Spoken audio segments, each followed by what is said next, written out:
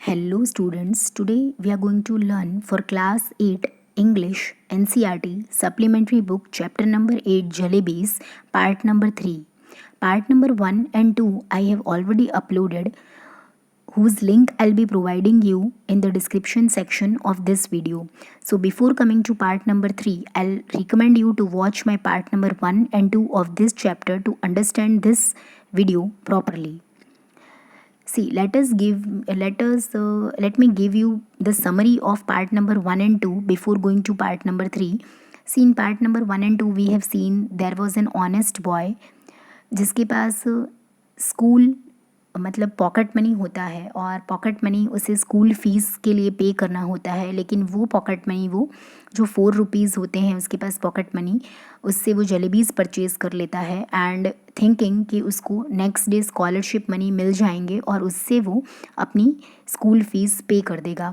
लेकिन ऐसा कुछ होता नहीं है और उसकी वजह से फिर वो काफ़ी प्रॉब्लम्स उसे फेस करनी पड़ती हैं और उन्हीं प्रॉब्लम्स का डिस्कशन हमें यहाँ पे बताया गया है। So let us begin with part number 3 कि उसे क्या क्या प्रॉब्लम्स फेस करने पड़ते हैं जब वो अपनी पॉकेट मनी से जलेबीज़ खरीद लेता है instead of spending them in his school fees. Remorseful and scared he prays to God for monetary help. अब वो काफ़ी उदास हो जाता है। रिमॉर्सफुल मतलब सॉरी, बहुत ज़्यादा मतलब उसको एपोलोजाइजिंग फ़ील होता है और वो गॉड को सॉरी बोल रहा होता है कि भाई प्लीज़ मेरी पैसे के रिलेटेड मदद कर दो, क्योंकि जो पैसे मुझे स्कूल फ़ीस के लिए पे करने थे उससे तो मैंने जलेबीज़ ख़रीद ली। He makes matter look normal but prays harder than ever. वो मतलब इस चीज़ को काफ़ी नॉर्मली लेने की ट्राई करता है और इसको एकदम नॉर्मल बनाने की भी ट्राई करता है, लेकिन साथ ही साथ वो भगवान से भी काफ़ी प्रेयर्स अपनी कंटिन्यू रखता है। द इनएविटेबल हैपन्स, और एक ऐसी चीज़ हो जाती है, inevitable means unavoidable. Though somewhere along the way he notices the divide between the fanciful and the factual.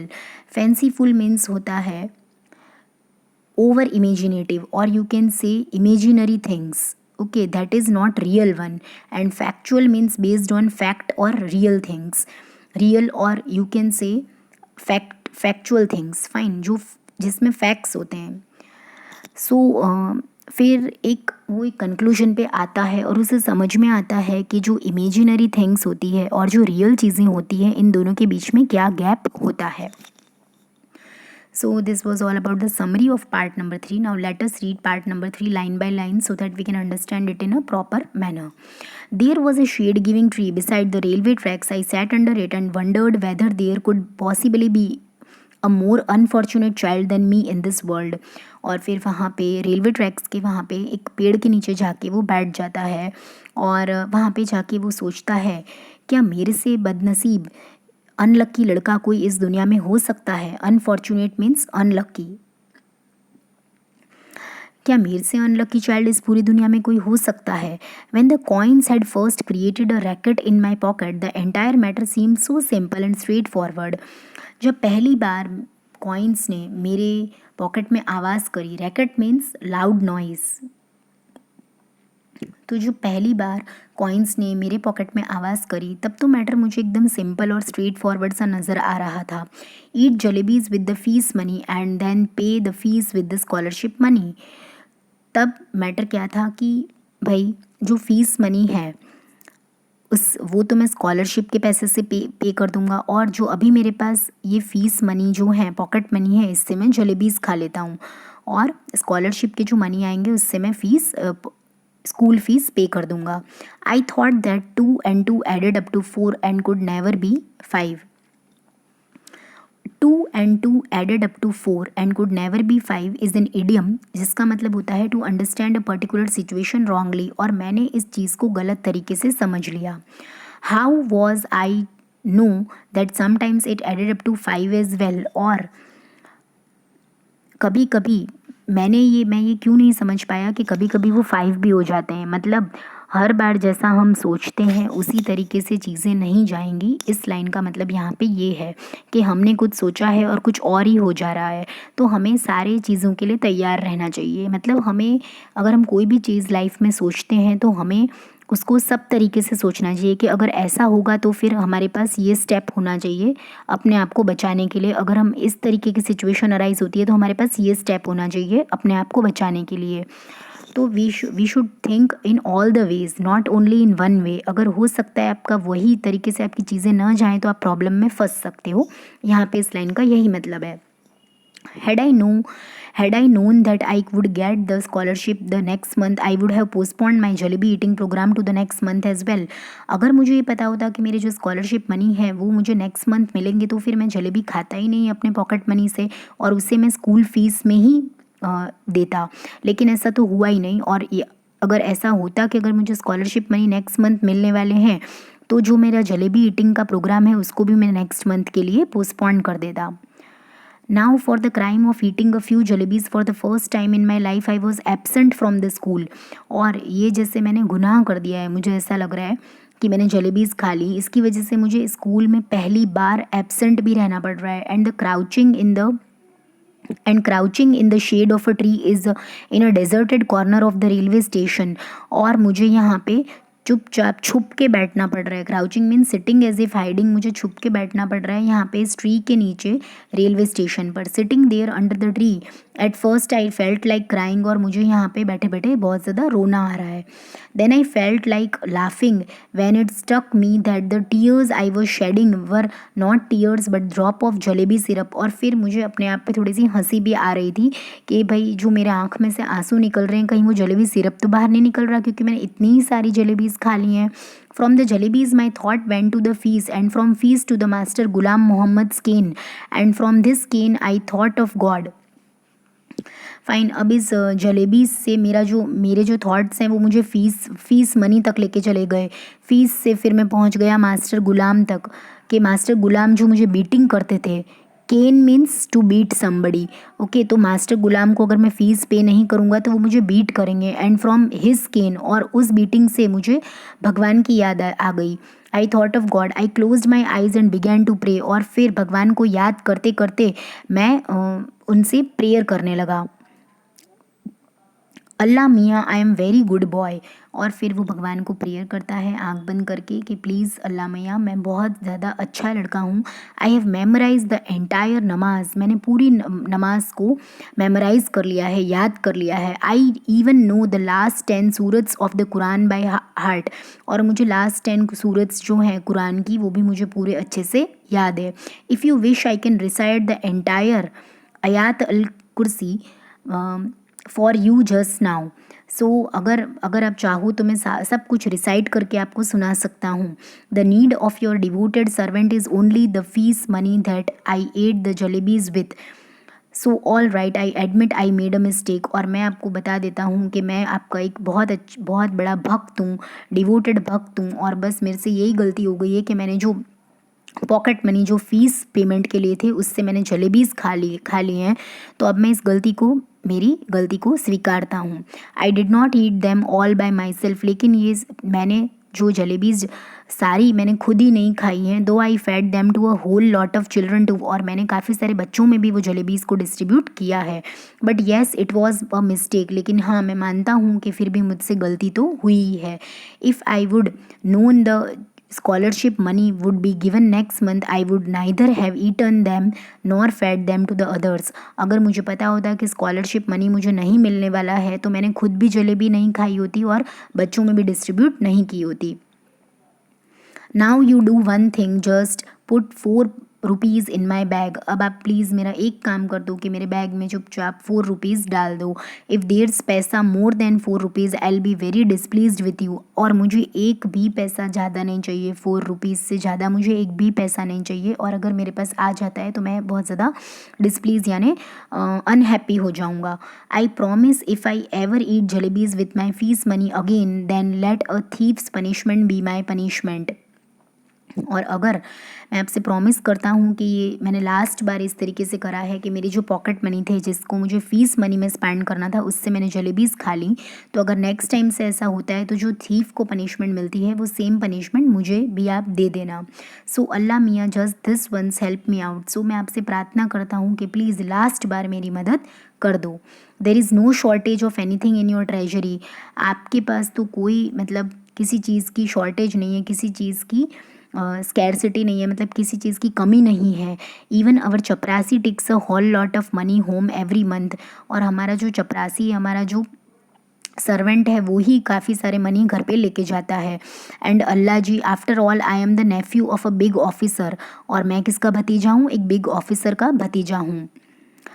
Won't you give me just 4 rupees? क्या आप मुझे प्लीज़ खाली 4 रुपीज़ की मदद नहीं कर सकते हो? तो वो भगवान से प्रेयर कर रहा है कि प्लीज़ मुझे 4 रुपीज़ दे दो। After the prayer I offered नमाज रिसाइटेड 10 सूरत्स। और प्रेयर करने के बाद मैंने पूरी आई ऑफर्ड नमाज, मैंने नमाज भी उनके सामने पेश करी। रिसाइटेड 10 सूरत्स, मैंने सारे 10 सूरत्स रिसाइट करे। आयात al Kursi, Kalma e Tayyab, in fact everything that I remembered. और उसने ये सारी जो प्रेयर्स है वो भगवान से करने लगा। Then I blew over my bag saying छू। और फिर मैंने अपने बैग की तरफ ऐसे फूंक मारी।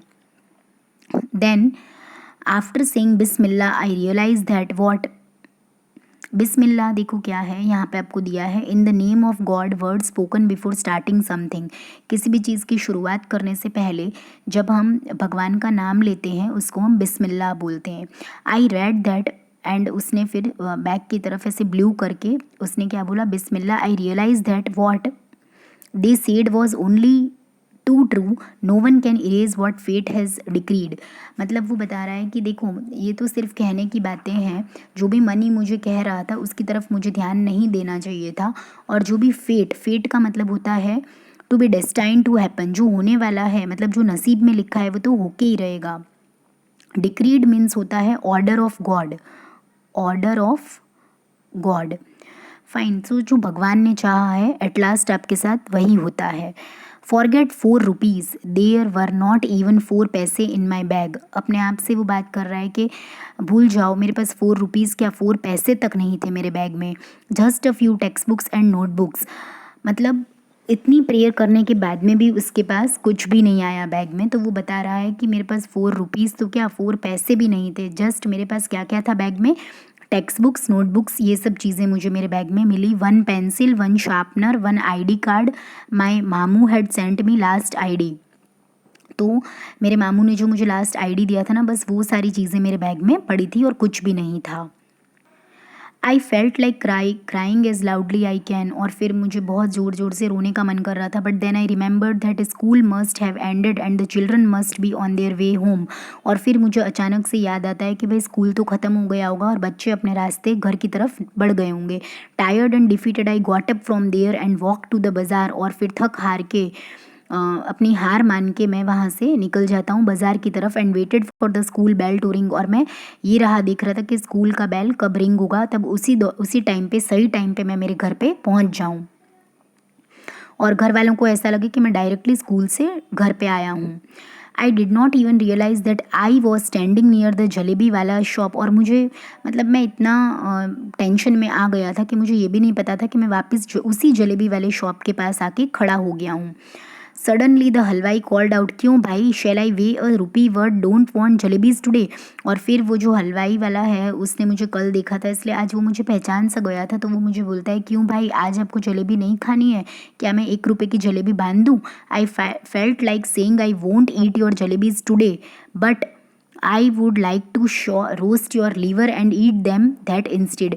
मुझे तुम्हारी जलेबीज तो नहीं खानी, लेकिन मुझे तुम्हारे जो लीवर है ना उसको रोस्ट करके खा जाना है। मतलब उसको इतना ज़्यादा गुस्सा आ रहा था, तो इस तरीके से वो सोच रहा था।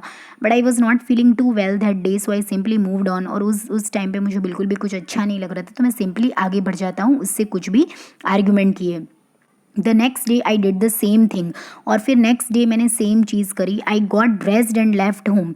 और नेक्स्ट डे भी मतलब मैं घर से तो यही बताते हुए निकला कि मैं घर के स्कूल की तरफ जा रहा हूँ। और and went up to the school gate and then turned off to the railway station. So घर घर पे तो मैं यही बता के निकला कि मैं स्कूल की तरफ जा रहा हूँ, लेकिन स्कूल जाने से मुझे डर लग रहा था क्योंकि मेरे पास पॉकेट मनी जो था वो मैंने जलेबीज़ में स्पेंड कर दिया था। उससे मुझे अपनी फ़ीस देनी थी, लेकिन मेरे पास वो पैसे मेरे खर्च हो गए थे जलेबीज़ में।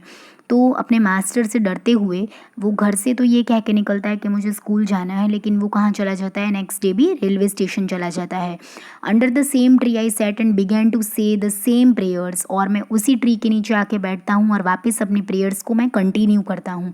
आई रिपीटेडली प्लीडेड, और मैं बार बार भगवान से प्रार्थना करने लगता हूँ कि प्लीज़ मेरे को खाली 4 रुपीज़ दे दो। Today is the second day, मैं आज तो दूसरा दिन है, मैं आपसे प्रेयर्स कर रहा हूँ continuously. Then I said all right come let's play a game, और फिर मैं भगवान से बोलता हूँ कि चलो हम एक गेम खेलते हैं। I will go from here to that signal, मैं यहाँ से वो सिग्नल की तरफ जाऊँगा। You secretly place 4 rupees under this big rock, और आप चुपचाप इस बिग रॉक के, इस बड़े पत्थर के नीचे 4 रुपीज़ रख देना। I will touch the signal and come back, और मैं उस सिग्नल को टच करके वापस आ जाऊँगा। What fun it will be if I pick up the rock and find 4 rupees underneath, और जैसे ही मैं टच करके आऊँगा और इस रॉक को उठाऊँगा तो उसके नीचे मेरे को 4 रुपीज़ मिल जाने चाहिए। सो आर यू रेडी, क्या हम ये गेम स्टार्ट करें? I am going towards the signal, मैं उस सिग्नल की तरफ जा रहा हूँ। 1 2 3, और वो सिग्नल की तरफ इस तरीके से कह के आगे बढ़ जाता है कि मैं सिग्नल को वापस टच करके आऊँगा, फिर मैं रॉक उठाऊँगा तो वहाँ पे मुझे 4 रुपीज़ मिलने चाहिए। इस तरीके का गेम वो भगवान के साथ खेल रहा है। I went up to the signal and return smiling, और मैं उस सिग्नल को टच करके वापस आता हूँ भगवान को प्रेयर करते करते, और थोड़ा स्माइल भी कर रहा होता हूँ कि होप सो कि इस रॉक के नीचे मुझे क्या मिले, 4 रुपीज़ मिल जाएं। But I could not find the courage to pick up the rock, और मुझे हिम्मत नहीं हो रही थी कि मैं उस रॉक को उठाऊं। What if the coins were not there, मुझे ऐसे ख्याल आ रहा था कि अगर कॉइन्स नहीं हुए तो। But then I thought what if they were, और फिर मैंने ये सोचा कि अगर हुए तो कितना अच्छा हो जाएगा, मुझे कॉइन्स भगवान दे देंगे, मुझे पैसे दे देंगे। Finally after saying Bismillah when I lifted up the rock this big hairy worm got up and curling and twisting wriggled towards me, और फिर बिस्मिल्लाह का नाम लेते हुए, भगवान का नाम लेते हुए मैंने रॉक को उठाया, और वहाँ पे मैंने देखा तो मुझे तो एक हेरी वॉर्म जो है वो दिखा, कर्ल करता हुआ, ट्विस्ट करता हुआ, एंड व्रिगल टुवर्ड्स मी, और मेरी तरफ आता हुआ। आई स्क्रीम्ड, मतलब जो क्रिएचर होता है ना वॉर्म्स, उसको हम वो उसको वहाँ पे नज़र आता है। आई स्क्रीम्ड, और एकदम से मैं चिल्लाया, and ran away and once again touch the signal, और इतनी ज़ोर से चिल्लाया और इतनी ज़ोर से भागा कि मैं वापस में सिग्नल को टच कर गया। Then okay see you can see in this picture, यहाँ पे वो बॉय है, और जैसे यहाँ पे ये रॉक है उसके नीचे से उसको क्या दिखता है, वो वॉर्म दिखता है, और वो एकदम डर जाता है। So it has been told then crawling on my hands and knees I reach the tree, और जैसे एक छोटा बच्चा कैसे चलता है अपने हैंड्स और अपने नीज पे, इस तरीके से क्रॉल करके मैं वापस ट्री की तरफ आता हूँ। I reach the tree, I tried my best not to let my eyes stray towards the rock, और फिर एकदम मतलब मैं बहुत ज़्यादा डर जाता हूँ, तो मैं सोचता हूँ कि मुझे अब वो रॉक की तरफ नहीं देखना है। But as I picked up my bag and was about to leave, I had to look once again at the rock. And do you know what I saw there? और फिर जैसे ही मैं मेरा बैग उठा के आगे बढ़ने की तरफ निकलता हूँ तो मैं सोचता हूँ कि क्यों नहीं मैं एक बार वापस देख लूँ रॉक की तरफ, और मैं जब रॉक की तरफ देखता हूँ तो तुम्हें पता है मुझे क्या दिखाई दिया? I saw mister worm coiled on it comfortably staring at me, और मैं देखता हूँ कि जो वॉर्म है ना, मिस्टर वॉर्म बोल रहे हैं यहाँ पे, ठीक है। सो मिस्टर वॉर्म जो है वो कंफर्टेबली मेरी तरफ कंटिन्यूसली स्टेयर कर रहा होता है, मतलब देख रहा होता है। स्टेयरिंग मीन्स किसी को कंटिन्यूसली देखना। I walked away thinking tomorrow I will do वज़ू, और फिर मैं वहाँ से निकल जाता हूँ, सोचता हूँ कि कल तो आके मैं वज़ू करूँगा। वज़ू मीन्स होता है ablution, that is washing face, hands and feet before praying. Okay see it is given in the glossary part. कोई भी प्रेयर स्टार्ट करने से पहले जब हम फेस वॉश करते हैं और हैंड्स फीट वगैरह वॉश करते हैं तो उसे हम वज़ू बोलते हैं, मतलब हम एकदम फ्रेश होके बैठते हैं ना प्रेयर करने के लिए भगवान के सामने। Where clean clothes and come here, और मैं यहाँ पे एकदम अच्छे से हैंड्स फीट फेस वॉश करके यहाँ पे आऊँगा और वापस प्रेयर करूँगा भगवान से कि प्लीज़ मुझे 4 रुपीज़ दे दो। From morning to noon I keep reading the namaz, और मॉर्निंग से नून तक मैं यहाँ पे बैठ के नमाज रीड करूँगा। If even after that Allah does not give me 4 rupees I will be force to learn how to strike bargains और मेक डील्स विथ हिम। और उसके बाद तीसरे दिन भी यहाँ पे आने के बाद कंटिन्यूस प्रेयर करने के बाद भी अगर अल्लाह भगवान मेरी बात नहीं सुनते हैं तो फिर तो मुझे ये सीखना पड़ेगा कि भगवान के साथ कैसे डील करते हैं और बार्गेनिंग करते हैं। After all if my Allah does not give me 4 rupees then who will. और अगर भगवान ही मेरा साथ नहीं देंगे तो कौन मेरा साथ देगा इस परेशानी में। That day when I return home apparently from school and actually from the railway station I was caught. और उस दिन जब मैं अपने घर पे आता हूँ, जबकि मैं स्कूल नहीं गया होता हूँ, and actually from the railway station, और मैं रेलवे स्टेशन से लौट रहा होता हूँ, उस दिन में मैं पकड़ा जाता हूँ कि मैं स्कूल नहीं गया था। The report of my absence had reached home. और मेरे एब्सेंट का जो रिपोर्ट है वो मेरे घर तक पहुँच जाता है।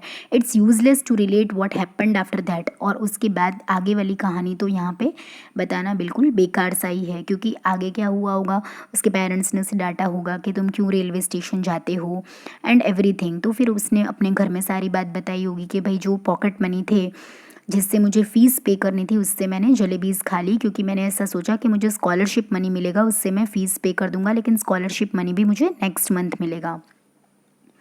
Well what ever happened happened, लेकिन जो हो गया सो हो गया। But up to the 7th और 8th standard I kept wondering if Allah Miyan had sent me 4 rupees that day. और 7th 8th स्टैंडर्ड आने तक मैं यही बस सोचता रहा कि अल्लाह मियाँ ने उस टाइम पे मुझे क्यों 4 रुपीज़ नहीं दिए। What harm could it have possibly caused any one. अगर उन्होंने मुझे ये 4 रुपीज़ दे दिए होते तो उनका क्या जाता। It was only later then I came to the conclusion that if Allah Mia were to provide all for asking, then man would even today be living in the nest like vultures and crows. और अगर फिर मैंने ये सोचा, फिर मैं इस conclusion पे पहुंचा कि अगर भगवान सब कुछ इंसान के मांगने पर उसे दे देंगे, इवन टुडे बी लाइक, तो फिर जो इंसान हैं वो भी आज वल्चर्स और क्रोज की तरीके से, जैसे बर्ड्स घोंसले में रहती हैं वैसे इंसान भी बस खाली अपने घोंसले में रहता। Would not have learn the art of making jalebis. और उन्हें ये जलेबीज़ बनाने वाला आर्ट इंसान कभी भी सीख नहीं पाता। मतलब इस चैप्टर में हमें ये बताया गया है कि the conclusion which comes out of this chapter is that कि हमें भगवान से प्रेयर करनी चाहिए और भगवान हमें देते भी हैं, लेकिन जब आप खुद की मदद करोगे तब भगवान आपकी मदद करेंगे। इफ़ अनलेस एंड अनटिल अगर आप खुद की मदद नहीं करते हो तो भगवान भी आपकी मदद नहीं करेंगे। इट मीन्स हमें हार्डवर्क हम करेंगे तभी हमें उसका रिज़ल्ट मिलेगा। So this was all about the story. I hope everybody enjoyed and liked it and understood it properly. If you have any doubts then you can comment me in the comment section. Else share this video among your friends and subscribe my channel for more such videos. Thanks for watching.